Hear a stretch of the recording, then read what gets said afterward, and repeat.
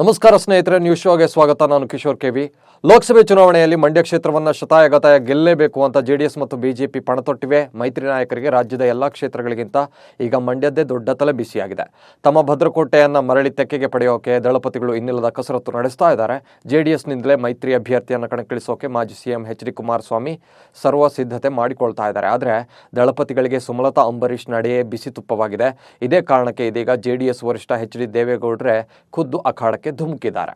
ಹಾಗಾದರೆ H D. Plan ಏನು? Mandya JDS ವಶವಾಗುತ್ತಾ? Sumalatha ಬಲವನ್ನು ಕುಗ್ಗಿಸ್ತಿದ್ದಾರಾ? ಈ ಬಗೆಗಿನ ಕಂಪ್ಲೀಟ್ ಮಾಹಿತಿಯನ್ನು ನೀಡ್ತೀನಿ. ನೀವು ಸುದ್ದಿಯಾನದ ಸಬ್ಸ್ಕ್ರೈಬರ್ ಆಗೋಕೆ ಮರಿಬೇಡಿ. ವಿಧಾನಸಭೆ ಚುನಾವಣೆಯಲ್ಲಿ ಹೀನಾಯವಾಗಿ ಸೋಲ್ಕೊಂಡಿದ್ದಂತಹ ಜೆಡಿಎಸ್ ಇದೀಗ ಲೋಕಸಭಾ ಚುನಾವಣೆಯಲ್ಲಿ ಪುಡಿದೇಳುವ ತವಕದಲ್ಲಿದೆ. ಈ ಹಿಂದೆ ತಾವು ನಖಶಿಖಾಂತ ದ್ವೇಷಿಸ್ತಾ ಇದ್ದ ಬಿಜೆಪಿಯೊಂದಿಗೆ ಮೈತ್ರಿ ಮಾಡಿಕೊಂಡಿದ್ದಾರೆ. ಒಂದ್ ಕಡೆ ಎಚ್.ಡಿ. ಕುಮಾರಸ್ವಾಮಿ ಅವರನ್ನೇ ಮಂಡ್ಯ ಅಖಾಡಕ್ಕೆ ಇಳಿಸೋಕೆ ದೊಡ್ಡ ವೇದಿಕೆ ಸಿದ್ಧವಾಗ್ತಾ ಇದೆ. ಅದರಲ್ಲೂ ಮಾಜಿ ಪ್ರಧಾನಿ ಮತ್ತು ಜೆಡಿಎಸ್ ಪಕ್ಷದ ಪಿತಾಮಹ ಎಚ್.ಡಿ. ದೇವೇಗೌಡರೇ ತಂತ್ರಗಾರಿಕೆ ಮಾಡ್ತಾ ಇದ್ದಾರೆ. ಜೆಡಿಎಸ್ಗೆ ಮಗ್ಗುಲ ಮುಳ್ಳಾಗಿರುವಂತಹ ಸುಮಲತಾರನ್ನ ಸೋಲಿಸೋಕೆ ಎಲ್ಲ ರೀತಿಯ ವ್ಯೂಹ ಕೂಡ ರೆಡಿ ಆಗ್ತಾ ಇದೆ. ಬಿಜೆಪಿ ಟಿಕೆಟ್ ಆಕಾಂಕ್ಷಿಯಾಗಿದ್ದ ಸುಮಲತಾ ಬಿಜೆಪಿ ಟಿಕೆಟ್ ನೀಡದೇ ಇದ್ರೂ ಕೂಡ ಮಂಡ್ಯದಿಂದಲೇ ಸ್ಪರ್ಧಿಸೋದಾಗಿ ಪಟ್ಟು ಹಿಡಿದಿದ್ದಾರೆ. ಇದೇ ಕಾರಣಕ್ಕೆ ದೊಡ್ಡಗೌಡರು ಸುಮಲತಾರ ಬಲ ಕುಗ್ಗಿಸೋ ವ್ಯೂಹ ಹೆಣಿತಾ ಇದ್ದಾರೆ. ಜೆಡಿಎಸ್ಗೆ ದುಸ್ವಪ್ನವಾಗಿರುವ ಸುಮಲತಾ ಅಂಬರೀಶ್ ಅವರನ್ನ ಸೋಲಿಸೋಕೆ ಅವರ ಆಪ್ತರನ್ನ ತಮ್ಮತ್ತ ಸೆಳೆದುಕೊಳ್ಳುವಂತಹ ಪ್ರಯತ್ನವನ್ನು ಕೂಡ ದೇವೇಗೌಡರು ಮಾಡ್ತಾ ಇದ್ದಾರೆ. ಮಂಡ್ಯದಲ್ಲಿ ನಡೆದಂತಹ ಸಭೆಯೊಂದರಲ್ಲಿ ಸುಮಲತಾ ಆಪ್ತ ಇಂಡವಾಳು ಸಚ್ಚಿದಾನಂದರನ್ನ ಹೊಗಳಿ ತಮ್ಮೆಡೆಗೆ ವಾಲುವಂತೆ ಪ್ರೇರೇಪಿಸಿದ್ದಾರೆ. ಇದಕ್ಕೆ ಪುಷ್ಟಿ ನೀಡುವಂತೆ ಬಿಜೆಪಿಗರ ಸಭೆಯಲ್ಲಿ ಇಂಡವಾಳು ಸಚ್ಚಿದಾನಂದ ಅವರು ಭಾಗಿಯಾಗಿದ್ದಾರೆ. ಮಂಡ್ಯದಲ್ಲಿ ಬಿಜೆಪಿ ಮುಖಂಡ ಡಾಕ್ಟರ್ ಸಿದ್ದರಾಮಯ್ಯ ಬೆಂಬಲಿಗರ ಸಭೆ ಕೂಡ ನಡೆಸಲಾಗಿದೆ. ಸಭೆಯಲ್ಲಿ ಡಾಕ್ಟರ್ ಸಿದ್ದರಾಮಯ್ಯಗೆ ಬಿಜೆಪಿ ಟಿಕೆಟ್ ನೀಡುವಂತೆ ಒತ್ತಾಯಿಸಿದ್ದು ಬಿಜೆಪಿ ಹಲವು ಮುಖಂಡರು ಹಾಗೂ ಸಾವಿರಾರು ಕಾರ್ಯಕರ್ತರು ಭಾಗಿಯಾಗಿದ್ದರು. ಆದರೆ ಸಂಸದೆ ಸುಮಲತಾ ಆಪ್ತ ಇಂಡವಾಳು ಸಚ್ಚಿದಾನಂದ ಅವರು ಸಭೆಯಲ್ಲಿ ಪಾಲ್ಗೊಳ್ಳುವ ಮೂಲಕ ಅಚ್ಚರಿ ಸೃಷ್ಟಿಸಿದರು. ಈ ಮೂಲಕ ಸುಮಲತಾ ಜೊತೆಗೆ ಸಚ್ಚಿದಾನಂದ ಅವರು ಕೂಡ ಅಂತರ ಕಾಯ್ದುಕೊಂಡ್ರ ಎಂಬ ಚರ್ಚೆ ಕೂಡ ಶುರುವಾಗಿದೆ. ಅಲ್ಲದೆ ಸಭೆಯ ಬಳಿಕ ಮಾತನಾಡಿದಂತಹ ಸಚ್ಚಿದಾನಂದ ಸಿದ್ದರಾಮಣ್ಣ ತ್ಯಾಗಿ ಎಲ್ಲ ಪಕ್ಷದಲ್ಲಿ ಅವರಿಗೆ ಸ್ನೇಹಿತರಿದ್ರು. ನರೇಂದ್ರ ಮೋದಿ ನಾಯಕತ್ವ ಒಪ್ಪಿ ಅವರು ಬಿಜೆಪಿ ಸೇರಿದ್ರು.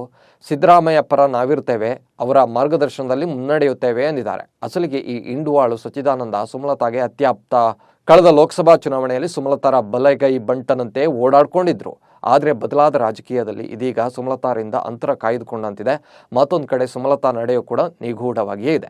ವಿಧಾನಸಭೆಯಲ್ಲಿ ಬಿಜೆಪಿಗೆ ಬೆಂಬಲ ಘೋಷಿಸಿದ್ದ ಸಂಸದೆ ಸುಮಲತಾ ಅಂಬರೀಶ್ ಬಿಜೆಪಿ ಅಭ್ಯರ್ಥಿಗಳ ಪರ ಪ್ರಚಾರ ನಡೆಸಿದ್ರು.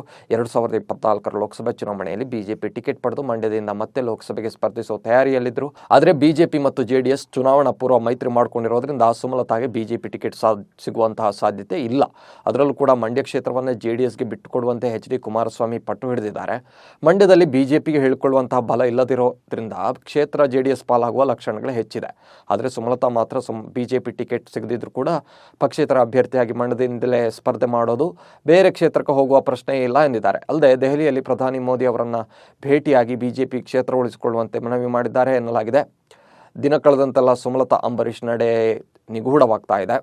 ಬಿಜೆಪಿ ಟಿಕೆಟ್ಗಾಗಿ ಪಟ್ಟು ಹಿಡಿದಿದ್ದಾರೆ. ಸಿಗಲಿಲ್ಲ ಅಂದರೂ ಕೂಡ ಮಂಡ್ಯ ಬಿಟ್ಟು ಹೋಗಲ್ಲ, ಇಲ್ಲೇ ಸ್ಪರ್ಧೆ ಮಾಡೋದು ಫಿಕ್ಸ್ ಅಂತ ಸವಾಲು ಹಾಕಿದ್ದಾರೆ. ಆದರೆ ಸಂಸದರೆಯನ್ನು ಸೋಲಿಸಲು ದಳಪತಿಗಳು ಕೆಡ್ಡ ರೆಡಿ ಮಾಡಿಕೊಳ್ತಾ ಇದ್ದಾರೆ. ಆಪ್ತರನ್ನೆಲ್ಲ ತಮ್ಮತ್ತ ಸೆಳೆದುಕೊಳ್ತಾ ಇದ್ದಾರೆ. ಹೀಗಾಗಿ ಮಂಡ್ಯ ಕ್ಷೇತ್ರ ಮತ್ತಷ್ಟು ಹೈ ವೋಲ್ಟೇಜ್ ಕಣವಾಗ್ತಾ ಇದೆ.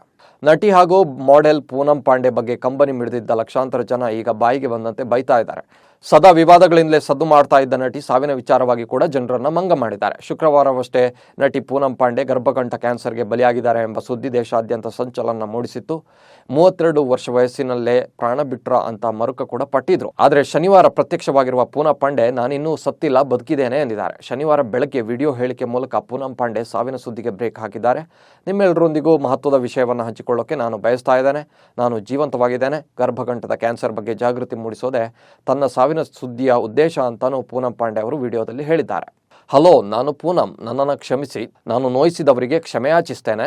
ಎಲ್ಲರನ್ನು ಕೂಡ ಅಚ್ಚರಿಗೊಳಿಸೋದು ನನ್ನ ಉದ್ದೇಶವಾಗಿತ್ತು. ಯಾಕಂದರೆ ನಾವು ಹೆಚ್ಚು ಮಾತನಾಡದ ಗರ್ಭಕಂಠದ ಕ್ಯಾನ್ಸರ್ ಬಗ್ಗೆ ಚರ್ಚಿಸೋಕೆ ನಾನು ಬಯಸ್ತೇನೆ. ಹೌದು, ನನ್ನ ಸಾವಿನ ಬಗ್ಗೆ ಸುಳ್ಳು ಸುದ್ದಿ ಹಬ್ಬಿಸಿದ್ದೇನೆ. ಇದ್ದಕ್ಕಿದ್ದಂತೆ ನಾವೆಲ್ಲರೂ ಕೂಡ ಗರ್ಭಕಂಠದ ಕ್ಯಾನ್ಸರ್ ಬಗ್ಗೆ ಮಾತನಾಡಲು ಪ್ರಾರಂಭಿಸಿದ್ದೇವೆ. ಇದು ನಿಮ್ಮ ಜೀವನವನ್ನು ಮೌನವಾಗಿ ಕಸಿದುಕೊಳ್ಳುವಂತಹ ರೋಗ. ಈ ರೋಗದ ಬಗ್ಗೆ ಹೆಚ್ಚು ಮಾತನಾಡುವ ಅವಶ್ಯಕತೆ ಇದೆ. ನನ್ನ ಸಾವಿನ ಸುದ್ದಿಯಿಂದಾಗಿ ಎಲ್ರಿಗೂ ಈ ಕಾಯಿಲೆಯ ಬಗ್ಗೆ ತಿಳಿಯಲಾರಂಭಿಸಿದ್ದಾರೆ ಅಂತ ನಾನು ಹೆಮ್ಮೆ ಪಡ್ತೇನೆ ಅಂತ ತಿಳಿಸಿದ್ದಾರೆ. ಪೂನಂರ ಈ ಹುಚ್ಚಾಟಕ್ಕೆ ಅಭಿಮಾನಿಗಳು ಕೂಡ ಕೆಂಡವಾಗಿದ್ದಾರೆ. ಜಾಗೃತಿ ಮೂಡಿಸೋಕೆ ಮತ್ಯಾವ ದಾರಿ ಕೂಡ ಸಿಗಲಿಲ್ವಾ ಅಂತ ಆಕ್ರೋಶ ಕೂಡ ವ್ಯಕ್ತಪಡಿಸಿದ್ದಾರೆ. ಪೂನಂ ಈ ಹುಚ್ಚಾಟದ ಬಗ್ಗೆ ಅಸಲಿಗೆ ಬಾಲಿವುಡ್ ಮಂದಿಗೂ ತಿಳಿದಿರಲಿಲ್ಲ. ಅವರು ಕೂಡ ಸೋಷಿಯಲ್ ಮೀಡಿಯಾಗಳಲ್ಲಿ ಸಂತಾಪ ಸೂಚಿಸಿದ್ರು. ಕೆಲವರಿಗೆ ಸಾವಿನ ಬಗ್ಗೆ ಅನುಮಾನಗಳು ಕೂಡ ಮೂಡಿತ್ತು. ಅಷ್ಟಕ್ಕೂ ನಟಿಯ ಈ ಚೆಲ್ಲಾಟದಿಂದ ಜೈಲು ಸೇರುವ ಸಾಧ್ಯತೆ ಕೂಡ ಇದೆ. ವಾಸ್ತವವಾಗಿ ಸುಳ್ಳು ಸುದ್ದಿಗಳನ್ನು ಹರಡಿದ ಪೂನಂಗೆ ಜೈಲು ಶಿಕ್ಷೆಯಾಗಬಹುದು. ಇದರೊಂದಿಗೆ ದಂಡವನ್ನು ಕೂಡ ವಿಧಿಸಬಹುದು.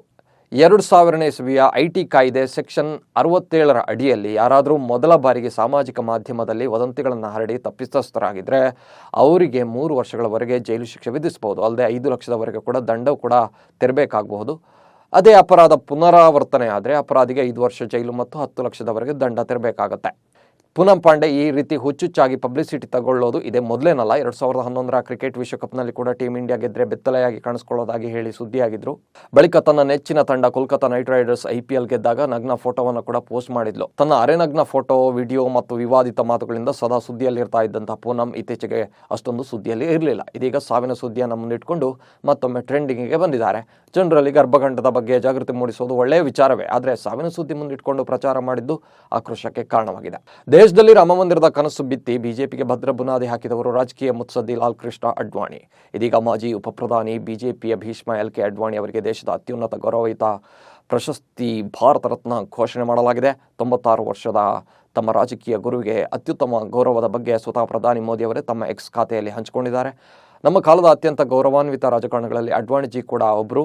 ಭಾರತದ ಅಭಿವೃದ್ಧಿಗೆ ಅವರ ಕೊಡುಗೆ ಸಾಕಷ್ಟಿದೆ ಅಂತ ಗುಣಗಾನ ಕೂಡ ಮಾಡಿದ್ದಾರೆ. ರಾಮ ಮಂದಿರ ಹೋರಾಟದ ರೂವಾರಿ LK ಅಡ್ವಾಣಿಗೆ ಕಳೆದ ತಿಂಗಳು ಅಯೋಧ್ಯೆಯಲ್ಲಿ ರಾಮ ಮಂದಿರ ಉದ್ಘಾಟನೆಯಿಂದ ದೊಡ್ಡ ಜಯ ಸಿಕ್ಕಿತ್ತು. ಅಯೋಧ್ಯೆ ರಾಮ ಮಂದಿರ ಉದ್ಘಾಟನೆಗೊಂಡ ಬೆನ್ನಲ್ಲೇ ಭಾರತ ರತ್ನ ಕೂಡ ಘೋಷಣೆಯಾಗಿದೆ. 1980ರ ದಶಕದಿಂದ ಭಾರತೀಯ ಜನತಾ ಪಕ್ಷಕ್ಕೆ ಬೆನ್ನೆಲುಬಾಗಿ ನಿಂತಿದ್ದಂತಹ ಅಡ್ವಾಣಿ ಶ್ರೇಷ್ಠ ಗೌರವ ಕೂಡ ಈಗ ಭಾಜನರಾಗಿದ್ದಾರೆ. ಅಡ್ವಾಣಿ ಅವರು ರಾಜಕೀಯವಾಗಿ ಬೆಳೆದು ಬಂದ ಹಾದಿ ಹೇಗಿತ್ತು ಅನ್ನೋದನ್ನು ಕೂಡ ಇಲ್ಲಿ ನೋಡ್ತಾ ಹೋಗೋಣ. ಲಾಲ್ ಕೃಷ್ಣ ಅಡ್ವಾಣಿ ಅವರು ಜನಿಸಿದ್ದು ನವೆಂಬರ್ 8, 1927ರಲ್ಲಿ ಅವಿಭಜಿತ ಭಾರತದ ಕರಾಚಿಯಲ್ಲಿ ಸಿಂಧಿ ಕುಟುಂಬದಲ್ಲಿ ಜನಿಸಿದರು. 1941ರ ಅವಧಿಯಲ್ಲಿ ಅಂದರೆ 14 ವರ್ಷದವರಾಗಿದ್ದಾಗಲೇ ರಾಷ್ಟ್ರೀಯ ಸ್ವಯಂ ಸೇವಕ ಸಂಘ ಸೇರಿಕೊಂಡ್ರು. ದೇಶದ ವಿಭಜನೆ ಸಮಯದಲ್ಲಿ ದೆಹಲಿಗೆ ಬಂದ ಅಡ್ವಾಣಿ ಬಳಿಕ ರಾಜಸ್ಥಾನದಲ್ಲಿ RSS ಪ್ರಚಾರಕರಾದರು. ಮೃದುಭಾಷಿ ಮತ್ತು ಸೌಮ್ಯ ಸ್ವಭಾವದ ಅಡ್ವಾಣಿ ರಾಮ ಜನ್ಮಭೂಮಿ ಚಳವಳಿ ಕೈಗೊಳ್ತಾರೆ. ರಾಜಕೀಯದಲ್ಲಿ ತಮ್ಮದೇ ಹೆಜ್ಜೆ ಗುರುತು ಮೂಡಿಸ್ತಾ ಬೆಳೆದಂತಹ ಅಡ್ವಾಣಿ ಅವರು 1970ರಲ್ಲಿ ರಾಜ್ಯಸಭೆ ಸದಸ್ಯರಾಗ್ತಾರೆ. 1980ರಲ್ಲಿ ರಾಮ ಜನ್ಮಭೂಮಿ ಚಳವಳಿಯನ್ನು ಮತ್ತಷ್ಟು ತೀವ್ರಗೊಳಿಸ್ತಾರೆ. ದೇಶದಲ್ಲಿ ಬಿಜೆಪಿಯಲ್ಲಿ ಎಬ್ಬಿಸ್ತಾರೆ. 10 ಬಾರಿ ಸಂಸದರಾಗಿದ್ದಂತಹ ಅಡ್ವಾಣಿ ಅವರು ಗೃಹ ಸಚಿವರಾಗಿ ಸೇವೆ ಕೂಡ ಸಲ್ಲಿಸಿದ್ದಾರೆ. 2002ರಿಂದ 2004ರವರೆಗೆ ಅಟಲ್ ಬಿಹಾರಿ ವಾಜಪೇಯಿ ಅವರು ಪ್ರಧಾನಿಯಾಗಿದ್ದಾಗ LK ಅಡ್ವಾಣಿ ಅವರು ಉಪಪ್ರಧಾನಿಯಾಗಿದ್ದರು. ಅಡ್ವಾಣಿ ಅವರಿಗೆ ಬಹುದೊಡ್ಡ ಹೆಸರು ತಂದು ಕೊಟ್ಟಿದ್ದು ರಾಮ ಜನ್ಮಭೂಮಿ ಹೋರಾಟ. 1990ರಲ್ಲಿ ಅಡ್ವಾಣಿ ಅವರು ಗುಜರಾತ್ನ ಸೋಮನಾಥದಿಂದ ಉತ್ತರ ಪ್ರದೇಶದ ಪವಿತ್ರ ನಗರ ಅಯೋಧ್ಯೆಗೆ ರಾಮರಥ ಯಾತ್ರೆ ಕೈಗೊಳ್ತಾರೆ. ರಾಮ ಜನ್ಮಭೂಮಿ ಆಂದೋಲನಕ್ಕೆ ಸ್ವಯಂ ಸೇವಕರನ್ನು ಸಜ್ಜುಗೊಳಿಸೋಕೆ ಮೆರವಣಿಗೆ ಕೂಡ ಆಗ ಸಹಾಯ ಮಾಡಿತ್ತು.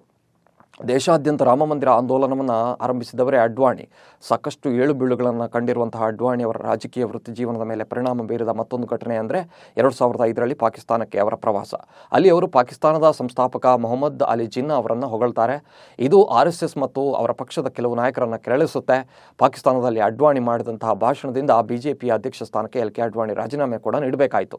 ಬಳಿಕ 2009ರ ಸಾರ್ವತ್ರಿಕ ಚುನಾವಣೆಯಲ್ಲಿ ಅಡ್ವಾಣಿ ಅವರನ್ನೇ ಪ್ರಧಾನಿ ಅಭ್ಯರ್ಥಿ ಅಂತ ಬಿಂಬಿಸೋದರ ಬಗ್ಗೆ ಬಿಜೆಪಿಯ ಕೆಲ ಸದಸ್ಯರು ಅತೃಪ್ತರಾಗ್ತಾರೆ. ಆದರೆ ಬಿಜೆಪಿಗೆ ಗೆಲುವು ಸಿಗಲಿಲ್ಲ. 2014ರ ಮೊದಲು ಅಡ್ವಾಣಿ ಅವರು ಪ್ರಧಾನಮಂತ್ರಿ ಹುದ್ದೆಯ ಅಭ್ಯರ್ಥಿಯಾಗಿ ಗುರುತಿಸಿಕೊಂಡಿದ್ದರು. ನರೇಂದ್ರ ಮೋದಿ ಅವರ ಜನಪ್ರಿಯತೆ ಹೆಚ್ಚಾದಂತೆ ಅವರು ದೂರ ಸರಿಬೇಕಾಯಿತು. ಇತ್ತೀಚಿನ ವರ್ಷಗಳಲ್ಲಂತೂ ಆರೋಗ್ಯ ಸಮಸ್ಯೆಗಳಿಂದ ಸಕ್ರಿಯ ರಾಜಕೀಯದಿಂದ ಹಿಂದೆ ಸರಿದಿದ್ದಾರೆ. ಆದರೆ ಅವರು ಹಾಕಿದ ಹೆಜ್ಜೆ, ಕೈಗೊಂಡ ಹೋರಾಟಗಳೇ ಇಂದು ಬಿಜೆಪಿಗೆ ಭಾರತದಲ್ಲಿ ಭದ್ರ ನೆಲೆ ಕೂಡ ಕಲ್ಪಿಸಿಕೊಟ್ಟಿದೆ ಅನ್ನೋದರಲ್ಲಿ ಯಾವುದೇ ಅನುಮಾನ ಇಲ್ಲ. ಬಿಗ್ ಬಾಸ್ ಸ್ಪರ್ಧಿ ಡ್ರೋನ್ ಪ್ರತಾಪ್ ಬಗ್ಗೆ ಈಗಾಗಲೇ ಸಾಕಷ್ಟು ದೂರುಗಳಿವೆ. ಇದೀಗ ರಾಜಕೀಯದಲ್ಲೂ ಟಿಕೆಟ್ ಕೊಡಿಸೋದಾಗಿ ಮೋಸ ಮಾಡಿರುವ ಆರೋಪ ಕೇಳಿಬಂದಿದೆ. ಮಾಜಿ ಮುಖ್ಯಮಂತ್ರಿ HD ಕುಮಾರಸ್ವಾಮಿ ಅವರಿಗೆ ಹೇಳಿ ಜಿಲ್ಲಾ ಪಂಚಾಯಿತಿ ಟಿಕೆಟ್ ಕೊಡಿಸೋದಾಗಿ ಡ್ರೋನ್ ಪ್ರತಾಪ್ ಹಣ ಪಡೆದು ವಂಚಿಸಿದ್ದಾರೆ ಅಂತ ಚಂದನ್ ಕುಮಾರ್ ಗೌಡ ಎನ್ನುವರು ದೂರು ನೀಡಿದ್ದಾರೆ. ಪಂಜಾಬ್ ಗವರ್ನರ್ ಮತ್ತು ಚಂಡೀಗಢದ ಆಡಳಿತಾಧಿಕಾರಿ ಬನ್ವಾರಿಲಾಲ್ ಪುರೋಹಿತ್ ಅವರು ವೈಯಕ್ತಿಕ ಕಾರಣಗಳನ್ನು ಉಲ್ಲೇಖಿಸಿ ಶನಿವಾರ ರಾಷ್ಟ್ರಪತಿ ದ್ರೌಪದಿ ಮುರ್ಮು ರಾಜೀನಾಮೆ ಸಲ್ಲಿಸಿದ್ದಾರೆ. ನನ್ನ ವೈಯಕ್ತಿಕ ಕಾರಣಗಳು ಮತ್ತು ಇತರೆ ಕೆಲವು ಬದ್ಧತೆಗಳಿಂದಾಗಿ ನಾನು ಪಂಜಾಬ್ ರಾಜ್ಯಪಾಲರ ಹುದ್ದೆಗೆ ಮತ್ತು ಕೇಂದ್ರಾಡಳಿತ ಪ್ರದೇಶ ಚಂಡೀಗಢದ ಆಡಳಿತಾಧಿಕಾರಿ ಹುದ್ದೆಗೆ ರಾಜೀನಾಮೆ ನೀಡುತ್ತೇನೆ. ದಯವಿಟ್ಟು ನನ್ನ ರಾಜೀನಾಮೆಯನ್ನು ಅಂಗೀಕರಿಸಿ ಅಂತ ಪತ್ರದಲ್ಲಿ ಬರೆದಿದ್ದಾರೆ.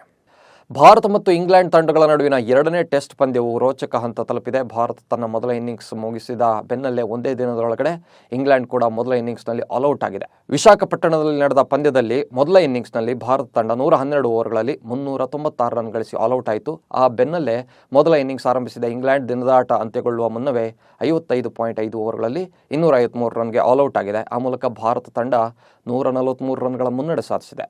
ಇನ್ನು ನೀವು ನಮ್ಮ ಸುದ್ದಿಯಾನ ಚಾನಲ್ನಲ್ಲಿ ಜಾಹೀರಾತು ನೀಡಬಹುದು. ಜಾಹೀರಾತು ನೀಡೋಕ್ಕೆ 9110295814 ನಂಬರ್ಗೆ ವಾಟ್ಸಪ್ ಮಾಡಿ. ನಿಮ್ಮ ಪ್ರೀತಿ ಪಾತ್ರರಿಗೆ ಸುದ್ದಿಯಾನದ ಜೊತೆಗೆ ಶುಭ ಕೋರಿ. ನಮಸ್ಕಾರ.